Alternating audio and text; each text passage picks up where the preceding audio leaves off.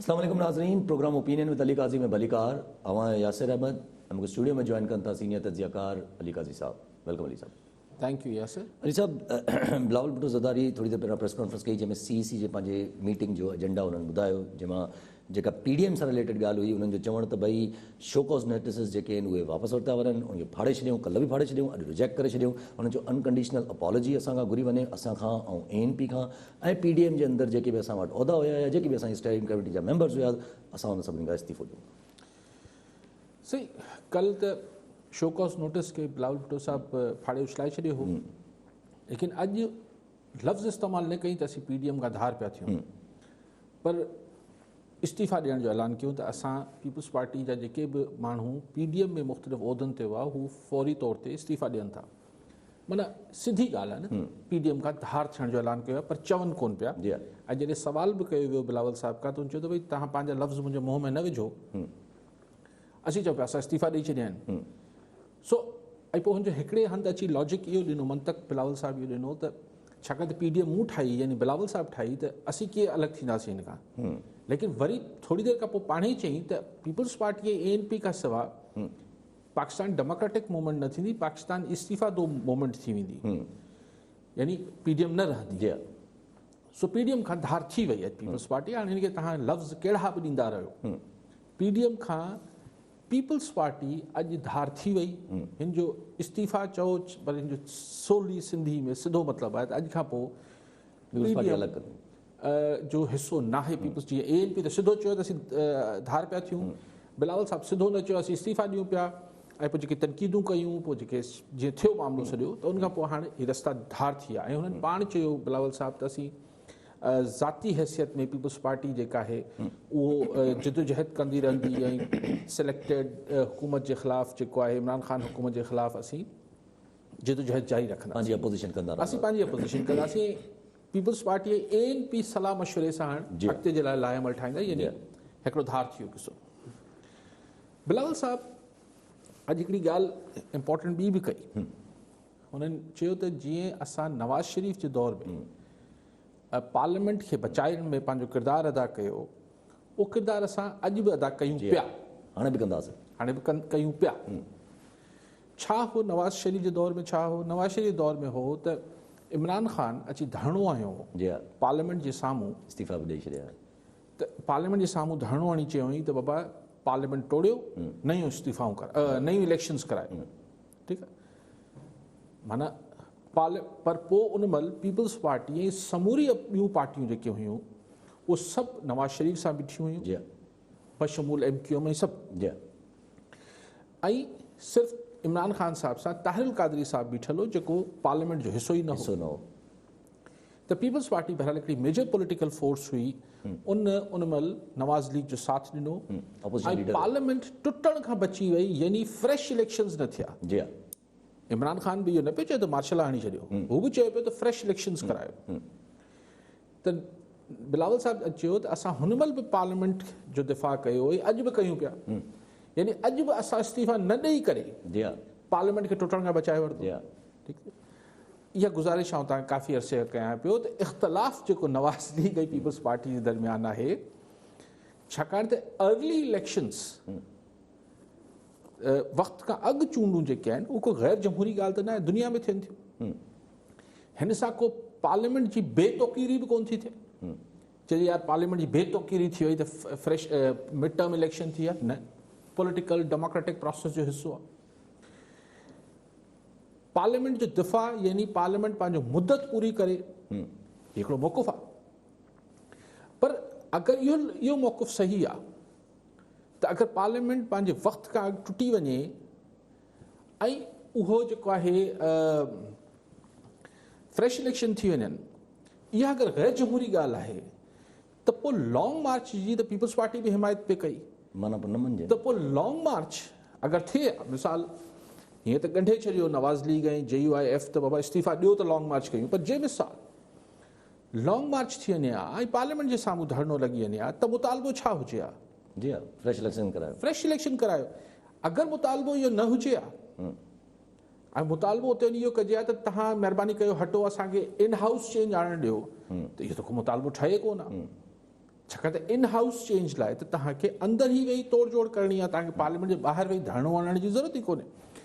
सो interesting situation आहे, interesting situation आहे. ज़ाहिर आहे हर कंहिंखे पंहिंजी पॉलिसी ऐं मौक़िफ़ जी खे जस्टिफाई करिणो आहे. पावर गेम त आहे, पर पीपल्स पार्टी ऐं नवाज़ लीग खे पॉपुलर सेंटिमेंट खे, पॉपुलर ओपिनियन खे बि, राय आमा खे बि गॾु खणी हलणो आहे. सो बिलावल साहब अॼु हुन लाइ हिकिड़ी काफ़ी तफ़सीलात में विया. हुननि चयो त भई कीअं हू जज़्बाती पॉइंट हो बिलावल साहब जो, एंड वैलिड, फेयर इनफ. आउं चवंदुसि त बिलावल भुट्टो जो ज़रदारी जो ही पॉइंट जेको आहे उनमें लॉजिक हुई त भई तव्हां इत्तेहादी मुंहिंजा आहियो, मुंहिंजी वालदा जे मर्डर में जेको माण्हू मुलविस कन्विक्टेड आहे उनजे दिफ़ा में जेको वकील आहे, तव्हां चओ था त पीपल्स पार्टी उनखे वोट करे. ठीकु आहे, लॉजिक. लेकिन अॼु सवाल थियो बिलावल साहब खां त तव्हां उते ते तनक़ीद पिया कयो, पोइ मोहतरमा शहीद पाण जे माण्हू जो नालो जी हा हुतां ख़त में शकी माण्हुनि तौरु जेको ॼाणायो हुन में चौधरी परवेज़ इलाही हो, जंहिंखे तव्हां पंहिंजे दौरे हुकूमत में डिप्टी प्राइम मिनिस्टर ठाहियो हो. कॉन्ट्रडिक्शन्स आहिनि, लेकिन मक़सदु हिते पाण ज़ाहिर पाण हिकिड़ी पॉलिटिकल शो कयूं पिया, हिन में हिकिड़ी पॉलिटिकल ॻाल्हि जो एनालिसिस कयूं पिया त पाण जा सही सभु पासा ॾिसूं पिया. त बेसिकली ॻाल्हि इहा आहे त उहो ई थियो त पीपल्स पार्टी नवाज़ लीग गॾिजी न पिया हली सघनि.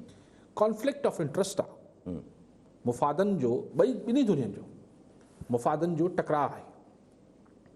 ॿई अल्टीमेटली इमरान ख़ान, ॿई धुरियूं सम्झनि थियूं त इमरान ख़ान टेम्पररी फेज़ आहे, वक़्ती किस्सो आहे. देर सवेर टाकरो त इन ॿिन्हिनि जे विच में थियणो आहे. जी हा जी हा ठीकु आहे, छाकाणि त पंजाब हुन वटि आहे, सिंध फ़िलहालु हिननि वटि आहे, पीपल्स पार्टी वटि आहे.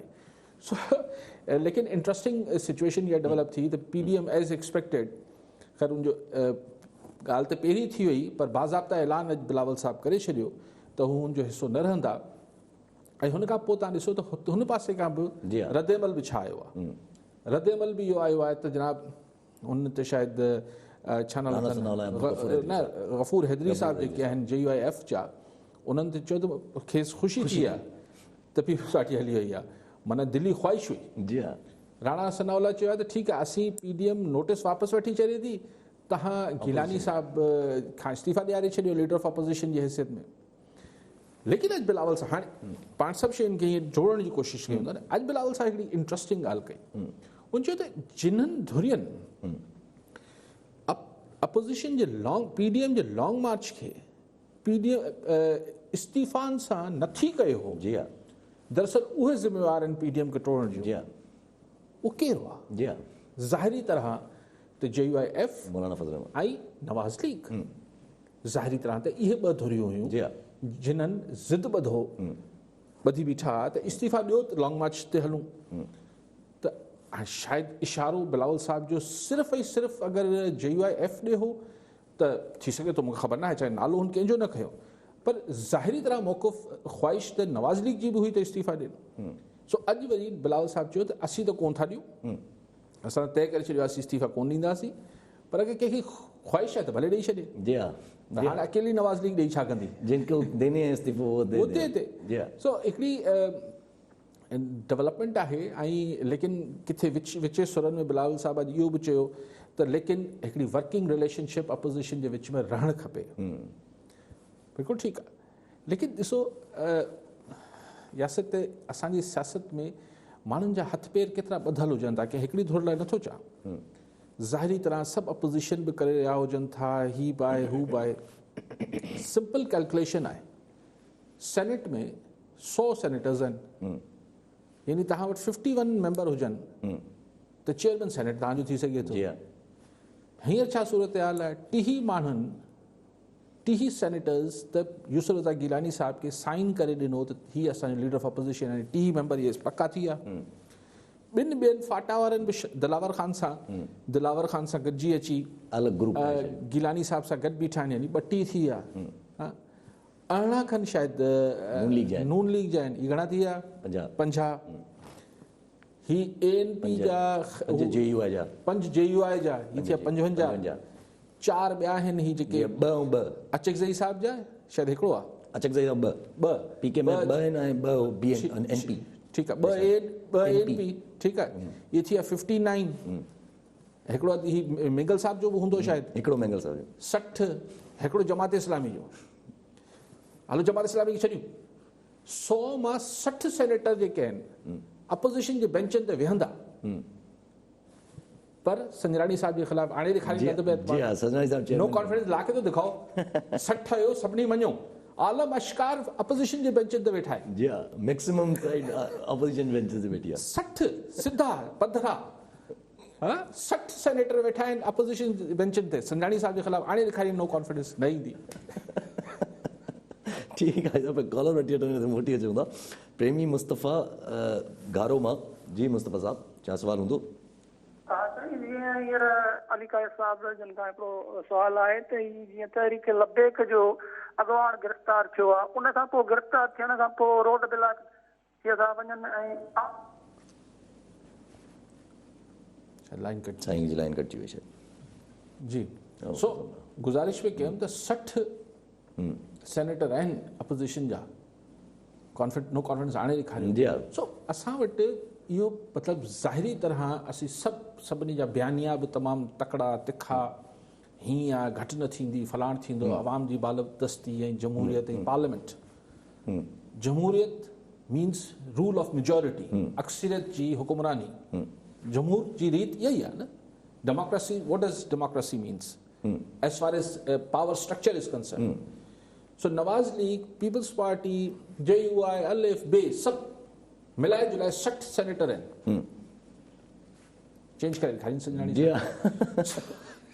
सो ॻाल्हि इहा आहे त बट जेको थियो, जीअं अपोज़िशन ऑन द होल, ऐं को सिर्फ़ु हिकिड़ी पार्टी लाइ न पियो चाहियां, the way Peoples Party, the way Nawaz League, the way JUIF handle कयो, जीअं हिननि सभिनी गॾिजी सॼी PDM खे हैंडल कयो, हुनमें ॾिसो न, माण्हुनि जी ही तवक़ात खे PDM वारा इलाही मथे खणी विया। इवन मूं जहिड़ा माण्हू बि ख़ुशफ़हमी में अची विया त शायदि मथां ई कुझु करे विझनि। छाकाणि मूं जहिड़ा सां न ज़हीन आहे, पर असांजी घणी शयूं वेझो खां ॾिठियूं आहिनि, त मुंहिंजो मथां हिन दफ़े शायदि हिकिड़े डिफरेंट नैरेटिव सां हलनि पिया। 6 महीना न हलाए सघिया। जी हा। ऐं पेटी इशूज़ ते टुटी पिया। अच्छा, जीअं तव्हां ॻाल्हि कई त टुटी पिया, या पाण खे छा चवां, पाण छा चऊं, टुटी पिया या तोड़िया विया। जी हा, जी हा, इहे सवाल। अच्छा, उन ते ई मूंखे अचे पियो, माना हिकिड़ी जीअं बिलावल साहब चयो त PMLN खे जॾहिं पार्लियामेंट खे उन टाइम ते ख़तरो हुयो, तंहिं वक़्तु असां गॾु बीठा हुआसीं, हींअर बि असां गॾु बीठा आहियूं। त मक़सदु आहे त उन वक़्तु त पॉपुलर नैरेटिव इहो ई आयो हो त इमरान ख़ान जे सां गॾु जेका आहिनि उहे कुझु ॿिया हल्का आहिनि, तंहिंजे करे हुकूमत खे सपोर्ट करणु ज़रूरी आहे। हाणे छा मसइलो आहे? हाणे बि इहो ई कुझु आहे त नून लीग ऐं जमात इस्लामी सां ॿिया माण्हू गॾु बीठा आहिनि, तंहिंजे करे पीपल्स पार्टी चए थी पार्लियामेंट खे सिक्योर करणो आहे। ॾिसो न, उन महिल बि को सर्टिफिकेट ते किथे ई कोन, को अख़बार में इश्तिहार त कोन आयो त कहिड़ी धुर कंहिंसां बीठल आहे। ज़ाहिरी तरह हिकिड़ी माण्हू अची धरणो आयो इमरान ख़ान ऐं ताहिर कादरी, ऐं मुतालबो इहो त फ्रेश इलेक्शन करायो। हींअर बि अगरि धरणो वञी हणिजे आहे, अगरि मञी वठूं हिकिड़े मिंट लाइ, त उते इस्तीफ़ान जी ॻाल्हि न थियल हुजे हा, उते चइजे PDM राज़ी थी वञे त हलो धरणो हणूं था, धरणे में मुतालबो छा थिया? जेको ख़ुदि बिलावल साहब बि चए थो त इस हुकूमत को घर भगाना होगा, पोइ भगाना होगा सां हाणे इहे हिते ॻाल्हि अची इंटरप्रिटेशन जी अची वञे थी त भगाने सां मुराद छा आहे? पीपल्स पार्टी जी तशरीह भगाने सां इहा आहे त हुनखे हाउस में ई चेंज करे ॿियो प्राइम मिनिस्टर आणे छॾे, इमरान ख़ान भॼी वियो, इलेक्शन न कजनि। नवाज़ लीग जो भगाने सां तशरीह इहा आहे त फ्रेश इलेक्शन थियनि ऐं असीं वोटनि जे ज़रिए हिन खे भॼाए छॾियूं। अच्छा, पोइ बिलावल साहब जेको इहा ॻाल्हि कई त थिन मेजॉरिटी, हुननि जेका बेसिस ॾिनी हुननि इहा ई ॾिनी त जेका रेज़िग्नेशन न ॾियण जी हुननि जो 2-3 ॻाल्हियूं हुननि कयूं। हिकिड़ो त रीज़न हुननि 18th अमेंडमेंट जी ॻाल्हि कई, उनखे थोरो असांजे नज़दीक उनखे नुक़सानु पइजी सघे थो या रिवोक करे सघिजे थो। ॿी हुननि जेका ॻाल्हि कई त एतिरी थिन मेजॉरिटी आहे फेडरल में बि ऐं पंजाब में बि, त पोइ असांखे इस्तीफ़ान ऐं एॾे वॾे वञण ते असांखे ज़रूरत छा पेश आई आहे? पर हिन सां गॾु अगरि राना सनाला साहब जो रखी छॾियूं त राना सनाला साहब चवनि था त इतिहादी साज़बाज़ी गैर जमहूरी आहे।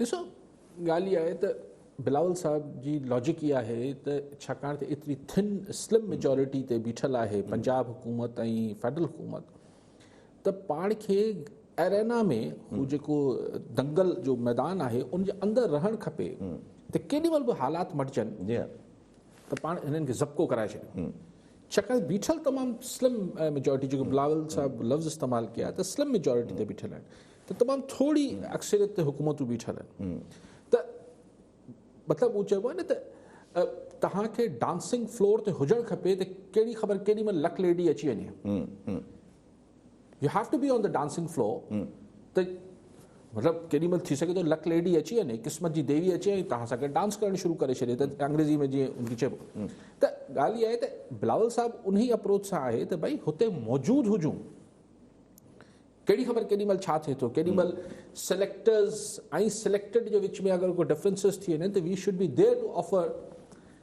But our service. I'm not saying that our services, but we should be there to offer our role. जी हा ठीकु आहे हर ॻाल्हि इहा आहे त उते जेको नवाज़ लीग आहे हू चए थी नो क्राइसिस क्रिएट कजे उन क्राइसिस मां अंत या हासिल इहो कढिजे त वरी माण्हुनि ॾे वञण लाइ हर को मजबूर थिए नवाज़ लीग खे इहा अंदाज़ो आहे पंहिंजे मसल जो हुनखे इहो पक आहे या अंदाज़ो काफ़ी ठीकु अंदाज़ो आहे हुनखे त पंजाब में उहो तमामु सघारा आहिनि as far as elections are concern उन डस्का में वरी करे ॾेखारे जी हा जी हा त हू चाहिनि था अच्छा पोइ अगरि ॻाल्हि इहा आहे त जॾहिं तव्हां तोड़ जोड़ जी सियासत में वेठा हुजो था न यासिर त पोइ तव्हां एज़ मतिलबु तमामु छा चइबो त हिकिड़ो बेवकूफ़ लॻंदो त तव्हां चओ न सिर्फ़ु वठंदसि ॾींदसि कुझु कोन इहो त अजीब ॻाल्हि आहे जॾहिं आउं तव्हां सां तोड़ जोड़ लाइ अचां ऐं छा सिर्फ़ु या सिर्फ़ु वठंदसि ॾींदसि कुझु ईअं थींदो ई न आहे तोड़ जोड़ में हमेशह थींदो आहे कुझु ॾे कुझु वठि हाणे उहो ॿिन्ही दुनियनि जे विच में कहिड़ो वधीक सियाणो आहे वधीक वठी वञे थो घटि ॾिए थो इहो पोइ हुनर ऐं फ़न जी ॻाल्हि आहे सो जेको ही आहे तोड़ जोड़ हिन में ॾे वठि थींदी ॾे बि थींदी वठि बि थींदी बट वेन यू गो जॾहिं तव्हां चओ था त मासिस में वञे पब्लिक में वञे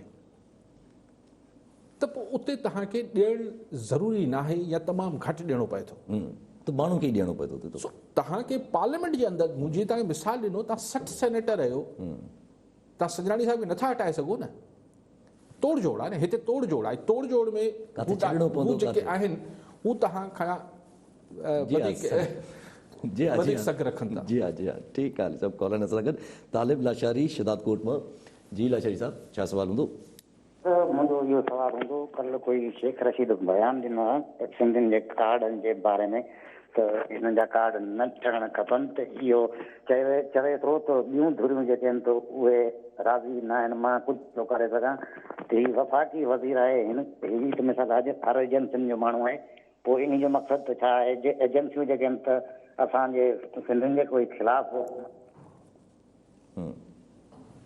ठीकु आहे मूंखे शेख रशीद जी ॻाल्हि उहे ख़राब चौधरी निसार शेख रशीद खे हिकिड़े हुन में ॾिसंदो हुउसि छा ॻाल्हायो अथसि जी हा सम्झ में या त चवणु कुझु ॿियो चाहे पियो या वाइड़ो थी वियो आहे जी हा यानी सिंधियुनि खे ऐं बिहारियुनि खे शेख रशीद नज़र में बराबरि थी विया आहिनि छा ही छा चवणु छा पियो चाहे पर बादशाह माण्हू आहे छा ऐं त बादशाह ई चई सघां थो त छा कहिड़ी नॉनसेंस ॻाल्हि आहे कहिड़ी बकवास आहे यानी सिंधी जी हैसियत पंहिंजे मुल्क पाकिस्तान में पंहिंजे सूबे सिंध में पंहिंजे सूबे जे राजधानी कराची में ऐं जेको बांग्लादेश में आयल बिहारी आहे उनजी हैसियत बराबरि करे पियो छा कहिड़े ख़्यालनि में रहनि था छा बिल्कुलु ई पैदल थी विया आहिनि छा इक़्तिदार जो एॾो चढ़ी वियो आहे छा मथे ते इमरान ख़ान साहिबु डिसीजन वठंदो हू इज़ ही एग्ज़ैक्टली इमरान ख़ान कीअं फ़ैसिला कंदो त असीं पाकिस्तानी आहियूं या न आहियूं एग्ज़ैक्टली हा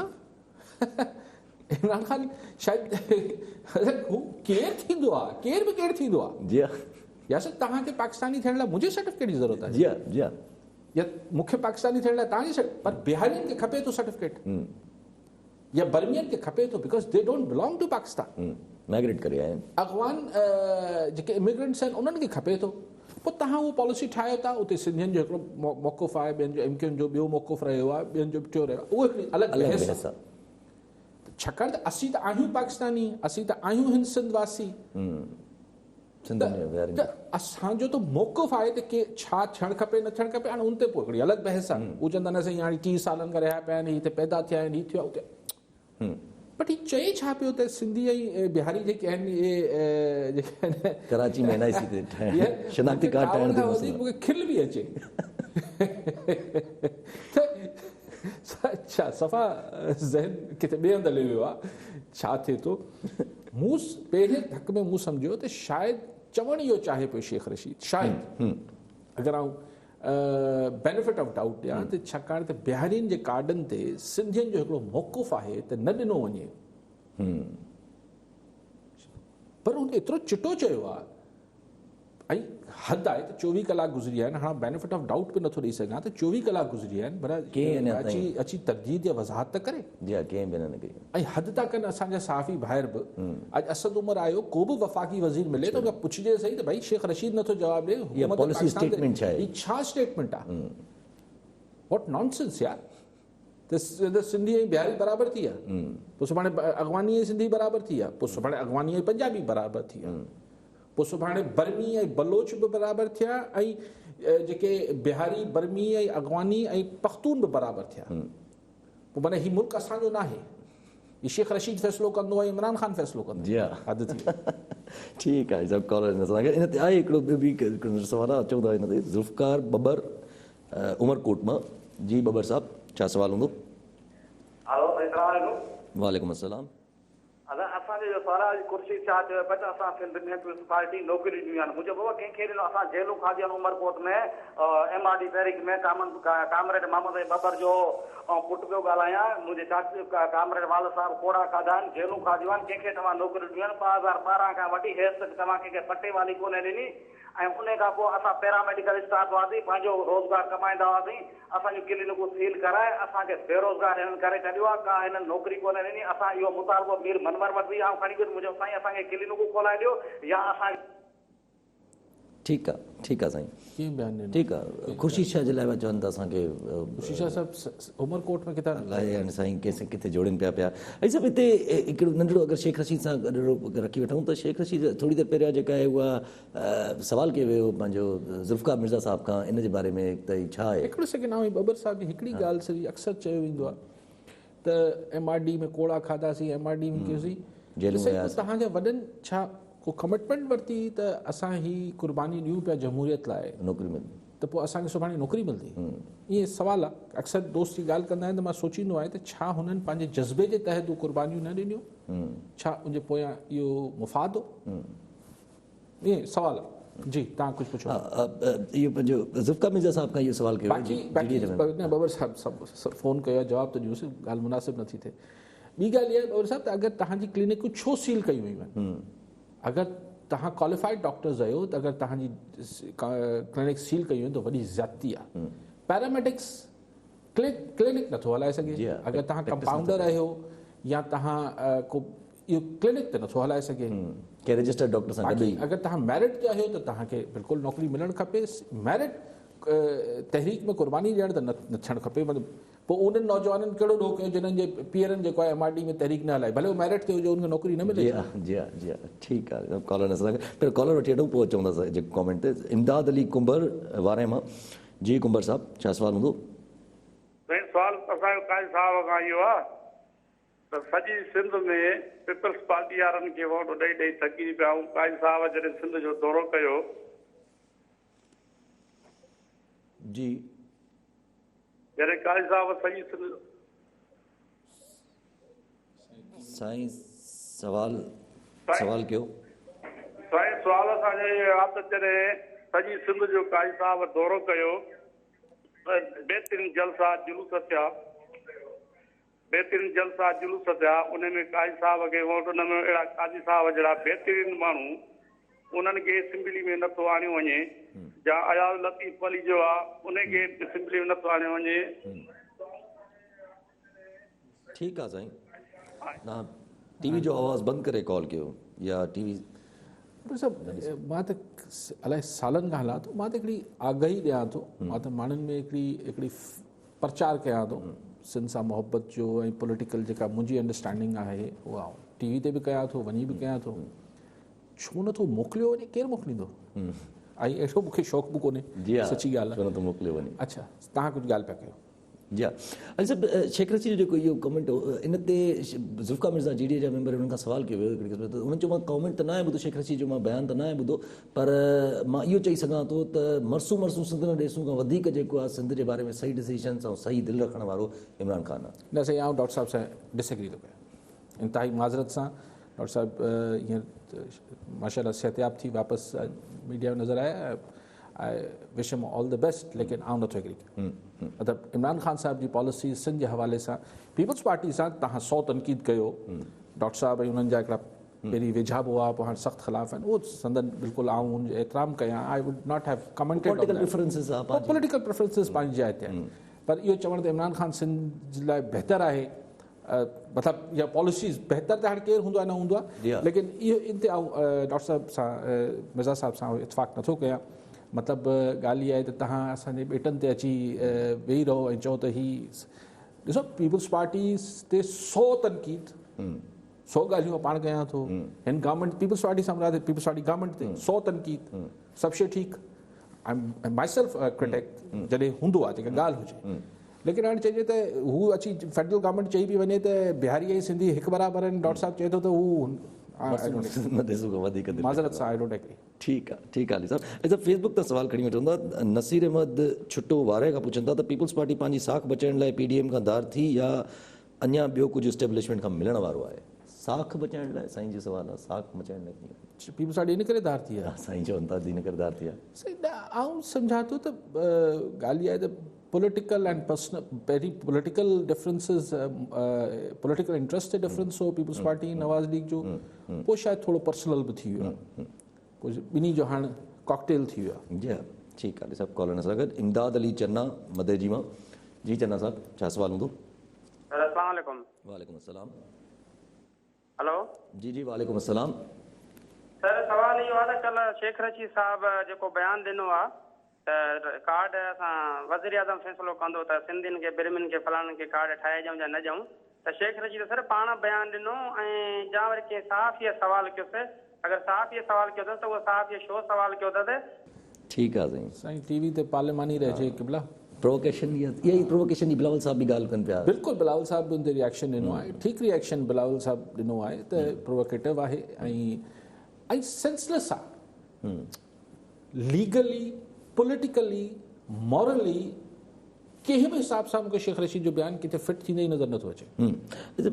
हिते हिकु नंढिड़ो तव्हां सां मोहम्मद जलबाणी लाड़कण खां सवाल कनि था त इहो जेको बयानु आहे बयान जे बारे में ई त छा इहा छा साज़िश जी बू अचे थी इन मां बि का? बिल्कुलु अचे थी, साज़िश ई न, आउं चाहियां थो त हीउ जेको माइंड सेट आहे, हीअ जेको ज़हनियत इस्लामाबाद में आहे कुझु हल्कनि में, इहा उनजी अकासी आहे, कॾहिं कॾहिं उभरी थी अचे। या त मां सदाईं चाहियां थो, पोइ भेरे बि एकता ॾियारे ते मूं चयो त कराची सिंध आहे ऐं सिंध जिंद आहे, इन करे उन महिल बि इहो चयो पिए, ऐं आउं मुस्तक़िल चाहियां थो, छाकाणि त ॿी सोच वारा बि मुस्तक़िल इहो सोचींदा रहनि था, तंहिंजे करे सिंध वासियुनि खे सदाईं पंहिंजे शहर ॾे जेको आहे उहो उनजी मालिकी करणु खपे, धणी थी बीहणु खपे।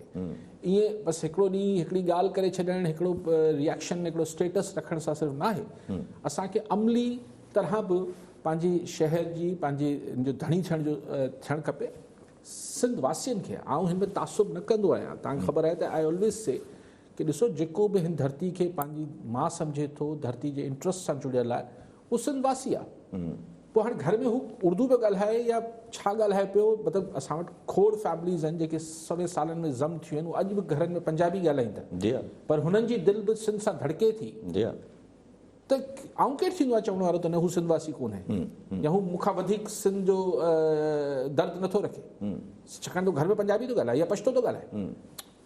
हाणे त प्रोसेस में सिंध में आया आहिनि। सो क्वेश्चन इहा आहे त ही जेका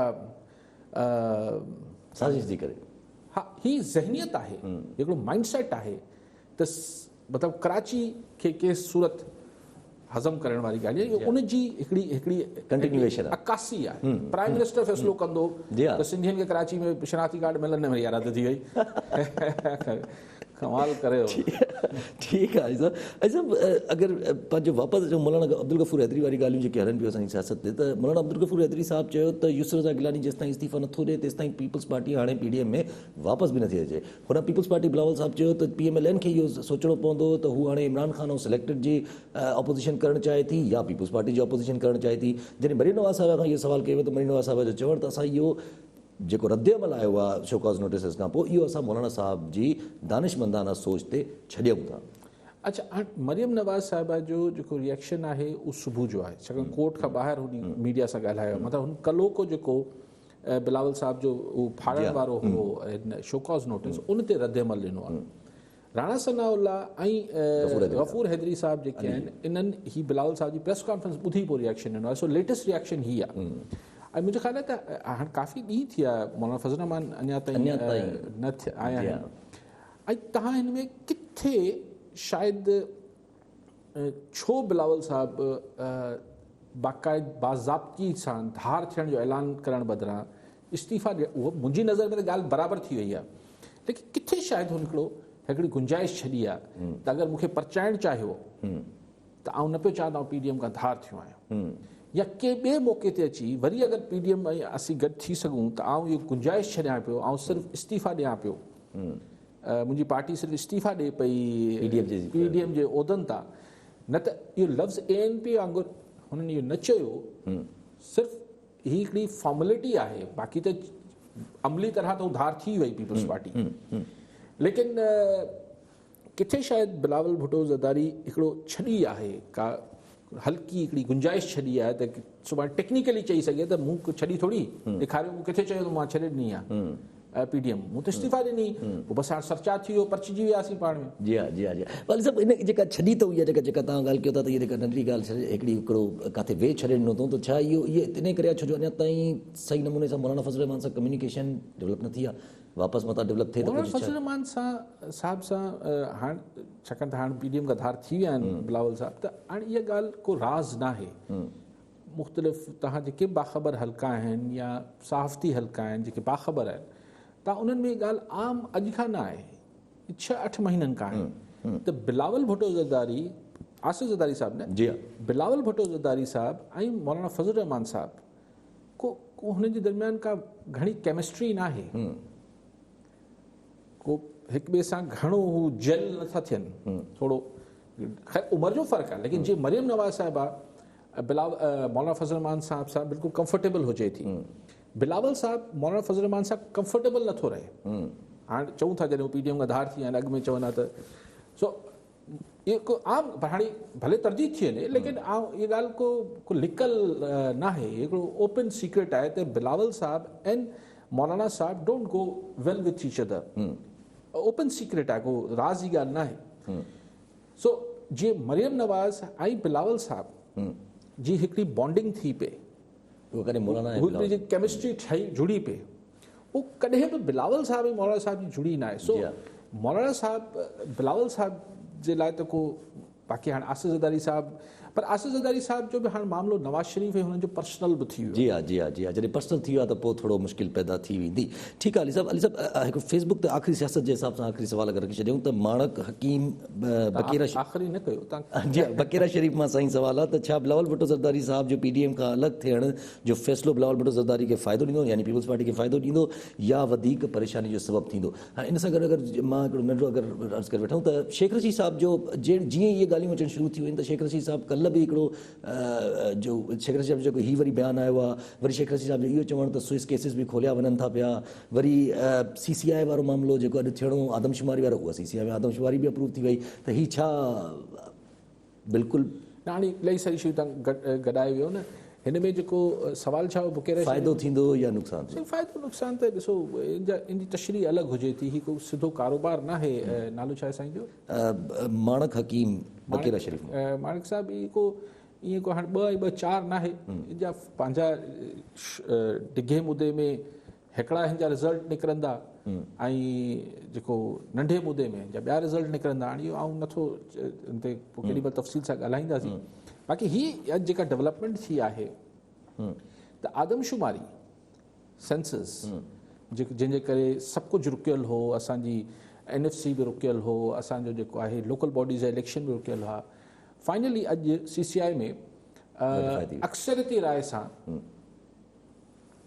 जेका 2007 वारी 17 वारी आदमशुमारी खे चऊं त फ़िलहालु इहा हलायूं था ऐं इन साल जे आख़िर में अक्टूबर में हाणे कमिंग ईयर अक्टूबर में सर्वे शुरू थींदो, नई शुरू कराए छॾियूं था जेको 2023 जे शुरूआती महीननि में कंप्लीट थी वेंदी। सो उन ते peoples chief minister Murad Ali Shah साहब जेको आहे उहो इख़्तिलाफ़ कयो आहे। तव्हां कॉलर वठो। जी हा, पहिरियों कॉलर वठो, पोइ हिन ते अचूं था। मज़हर अली कुरैशी नवाब शामा। जी कुरैशी साहब, छा सवाल हूंदो? सर अस्सलाम वालेकुम। वालेकुम अस्सलाम। हाजी साहब के नयाज़ इस्लाम। अर्ज़ आहे त सिंध कमीशन में मुतवातर जेके बि एग्ज़ाम्स थींदा आहिनि उन्हनि जी वॾी उन में मिसमैनेजमेंट थी आहे ऐं डिज़र्विंग अहिड़ा कैंडिडेट्स आहिनि जिन खे बिल्कुलु उन्हनि खे पोइ ते रखियो वियो आहे ऐं अहिड़ो हिकिड़ो ग्रुप आहे जेको मथे चढ़ियो अचे थो ऐं इन्हीअ जे लाइ कुझु अज़ालो थिए कोन थो। काफ़ी शिकायतूं उन्हनि खे प्रूफ ॾिना विया आहिनि।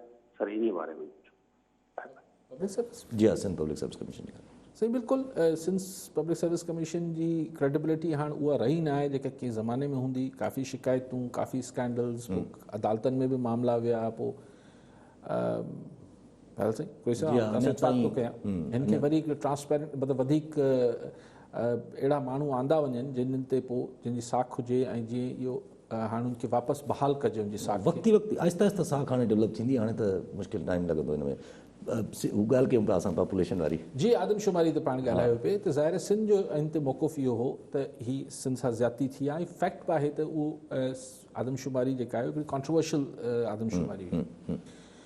पर हाणे ॻाल्हि जेको अॼु असद उमर खे मूं ॿुधो पिए त असद उमर चए थो अच्छा भला ग़लति आहे त हाणे छा कयूं, पुराणी त चलूं। ठीकु आहे। हाणे उनमें जेको पीपल्स पार्टी या MQM या हिननि सभिनी जो मौक़ो स्पेशली पीपल्स पार्टी जो त तव्हां सैम्पलिंग करे वठो 5% उन ते ब्लॉक्स ते वरी कराए वठो। त अगरि वरी असद उमर वारनि जो शायदि हुकूमत जो मौक़ो इहो आहे त चलो उहो कराए बि वठूं 5% ते ऐं उनमें साबित बि थी वञे त ग़लति थी आहे त पोइ छा कयूं? ॿीहर करायूं न। जी हा, ॿीहर करायूं पिया। जी हा, इहा ई असीं को उनखे 10 साल जो इंतज़ारु न पिया कयूं। असीं हिन ई साल जे आख़िर में सो अपरेंटली हाणे त कुझु वरी टेक्निकल माण्हू वधीक ॻाल्हाईंदा पर अॼु असद उमर साहब वरी छो छंडिया त भई ही ख़ुदि जेको प्रोविंशियल गवर्नमेंट आहे हीअ जेका मिसमैनेजमेंट थी आहे हू पाण बि ज़िम्मेवार आहे। पर पाण आउं हुन बहस नथो पवां। आउं त चवां थो त बहरहाल हिकिड़ो सेंसस अगरि तव्हां वटि एक्यूरेट न आहिनि त तव्हां हिनखे मतिलबु कीअं प्लानिंग कीअं कंदो त तव्हांखे केतिरे माण्हुनि लाइ कणिक खपे, केतिरे माण्हुनि जे लाइ अटो खपे, केतिरी खंडु खपे, केतिरो तव्हांखे एजुकेशन कीअं करिणो आहे, हेल्थ फैसिलिटीज़ कीअं ॾियणियूं आहिनि, इंफ्रास्ट्रक्चर कहिड़ो ठाहिणो आहे। सो सेंसस त हिकिड़ी बुनियाद हीअ त रुॻो चवंदा असीं बिल्कुलु हुन में असां सूबनि खे हक़ बि हुन हिसाब सां मिलणा हूंदा आहिनि। इलेक्ट्रोल कॉलेज बि हुन हिसाब सां ठहंदो आहे तव्हांजे आदमशुमारी जे हिसाब सां। लेकिन सॼे मुल्क जी प्लानिंग बि जेका आहे या सूबे जी प्लानिंग बि कीअं थिए। तव्हां प्लानिंग कयो पिया त सिंध जी मिसाल आबादी 4.5 करोड़ आहे जेको हुनजे मुताबिक़ ऐं हिते आबादी हुजे 6 करोड़ त तव्हां 1.25 करोड़ माण्हुनि खे तव्हां वटि पेपर्स ते त उहो आहिनि ई कोन त तव्हां प्लानिंग कीअं कंदो त कराची में छा थिए, हैदराबाद में छा थिए, दादू में छा थिए। सो हिन हिसाब सां हीअ ॻाल्हि अगरि ॿीहर कराइनि पिया आदमशुमारी सिर्फ़ु मुंहिंजो सुवालु एतिरो आहे जेको असद उमर खां वरी कंहिं न पुछियो त सबबु त ॿुधायो त 2017 में ख़राबु छो थी।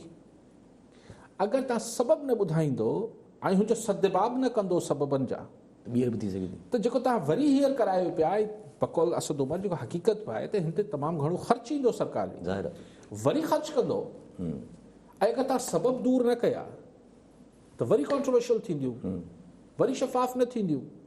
त तव्हां पहिरीं सबबनि जेके सबबु हुआ मिसाल तव्हां चओ था त इलेक्शन में धांधली थी हाणे 2023 में छो न थींदी इहो केरु नथो ॿुधाए। भई सबबनि जो सदबाब कयो पोइ ठीकु करे वठो। ठीकु आहे। अच्छा पोइ एॾी चइजे त माना हिकिड़ी एॾी वॾी एक्सरसाइज़ आई आहे जीअं तव्हां बयानु कयो त माना तमामु ख़र्चो बि थींदो ऐं तमामु माने बि रखे थी इहा एक्सरसाइज़। त इन एक्सरसाइज़ में नेशनल कंसेंसस खां अलावा इहा कीअं मुमकिन आहे एक्सरसाइज़? ॾिसो नेशनल कंसेंसस जीअं चाहे पियो असद उमर साहब उहो थी नथो सघे न। डिफरेंट हिते ॿोलियूं ॻाल्हाईंदड़ डिफरेंट सूबनि जा ऐं हिन में को अजीब ॻाल्हि बि न आहे। ई दुनिया में किथे बि थींदो भले हिकिड़ी ॿोली ॻाल्हाईंदड़ बि हुजूं मतिलबु अगरि तव्हां जेको आहे उहो न्यूयॉर्क जी आबादी घटाए छॾियो ऐं न्यू जर्सी जी वधाए छॾियो त न्यूयॉर्कर्स खे एतिराज़ थींदो त हीअ छा पियो थिए। अगरि हुनखे ख़बर पए त उन्हनि जी ऐं उन्हनि खे ख़बर हुजे त न्यूयॉर्क जी रिसोर्सिस वॉशिंगटन, मिसाल उन्हनि वटि सिस्टम ॿियो आहे, वॉशिंगटन मां डिफरेंटली अचिणो आहे, सेंसस जी बुनियाद ते अचिणो आहे, ऐं न्यूयॉर्क जी आबादी तव्हां घटाए न्यू जर्सी जी वधाए छॾियो, हुते त ॿई अंग्रेज़ी पिया ॻाल्हाइनि, अमेरिकन्स आहिनि ॿई, पर न्यूयॉर्कर्स जेके आहिनि उहे नाराज़ थींदा आहिनि ॻाल्हि ते। सो असां वटि बि इहो आहे त भई तव्हां चङनि अचणु ॾियो न। अगरि पंजाब खां सिंध जी आबादी जेका आहे हाणे पंजाब जे वेझो वञी पहुती आहे त मञण में हर्ज छा आहे। आउं इहो चवां पियो त शयुनि खे हिकिड़ो दफ़ो ट्रांसपेरेंट करे फेयर करे करायो। जेको बि सबबु हो 2017 जी आदमशुमारी ग़लति थियण जो, उहो सबबु ख़तमु कयो त जीअं हिन दफ़े 2021 में जेके करायो पिया उनजो खटते निकिरे। ठीकु आहे सर। ऐं पोइ जेका मां पहिरियों बि ॻाल्हि कई, शेख रशीद साहिब जेका कल्ह बि ॻाल्हि कई त स्विस अकाउंट खोलिया अथव, इंटीरियर मिनिस्टर हिन साहिब मुल्क जा स्विस अकाउंट जी ॻाल्हि करे छॾियूं त केस खोलियूं था, स्विस केसिस जेके ब्रॉडशीट वारे वाक़े में जेके ज़रदारी साहिब जे ख़िलाफ़ आहिनि, त पीपल्स पार्टी खे त पोइ माना फ़िलहाल त तंग थी नज़र थो अचे। बिल्कुलु, अगरि स्विस अकाउंट्स खोलीनि पिया, मूं तव्हांखे चयो त इमरान ख़ान साहिबु बसि कोन कंदो, बाक़ी अगरि को ॿिया हल्का ज़रदारी साहिब सां के, ऐं ज़रदारी साहिब खे बि इमरान ख़ान साहिब जी परवाह कोन्हे, परवाह अगरि हूंदी त ॿियनि जी हूंदी। लेकिन हिकिड़ी जेके पीपल्स पार्टी मुख़ालिफ़ यानी नवाज़ लीग वारनि जो ख़्यालु आहे त जेको बिलावल साहिब बि सख़्त खां सख़्तु स्टैंड्स वठे पियो इमरान ख़ान हुकूमत ख़िलाफ़, हींअर हिन PDM जे क्राइसिस खां पोइ पहिरीं वठंदो, हाणे बि कंटिन्यू करे पियो, ऐं ख़ुदि जेको आहे हुकूमत बि स्विस अकाउंट ही खोले हुन तासुर खे त को मुबैना तौर ते अगरि का अंडरस्टैंडिंग थियल आहे त ही बि हिकिड़ी नूरा कुश्ती थिए पई। आउं नथो सम्झां ईअं, ऐं नथो सम्झां त इमरान ख़ान ऐं पीपल्स पार्टी जे दरमियान का नूरा कुश्ती थिए पई। ऐं जेन्युइनली सम्झां थो त ही अगरि को अंडरस्टैंडिंग थींदी बि त उहो ख़ान साहिब सां न थींदी पीपल्स पार्टी जी फ़िलहाल। सुभाणे को GDA ठहे थो 2023 जे इलेक्शन लाइ पंजाब में, उते किथे परे परे खां को इक्वेशन्स या केमिस्ट्री ठहे GDA जे हुते पंजाब जी GDA जेका ठहे, उन ते आउं नथो कमेंट कयां, लेकिन फ़िलहाल आउं नथो सम्झां त पीपल्स पार्टी ऐं इमरान ख़ान साहिब जे दरमियान का डील वर्कआउट थी रही हूंदी या थींदी। हा, पर अगरि असली मतिलबु जेके सघारी क़ुवतूं आहिनि उन्हनि सां अगरि पीपल्स पार्टी जी का अंडरस्टैंडिंग, डील ऐं वरी लफ़्ज़ इस्तेमालु न पियो कयां, अंडरस्टैंडिंग थिए पई त हुनजो फ़ाइदो इमरान ख़ान हुकूमत खे थींदो। लेकिन इमरान ख़ान खे आउं वरी आख़िर में चवां थो, इमरान ख़ान खे जंहिं ॾींहुं वारो लॻो उहो सिंध में ज़रूरु हुकूमत में ज़रूरु हथु विझंदो। वरी महिरबानी अली साहिब। नाज़रीन, अॼु जे प्रोग्राम जो वक़्तु पूरो थियो, वरी मिलंदासीं ईंदड़ प्रोग्राम में। दुआनि में यादि।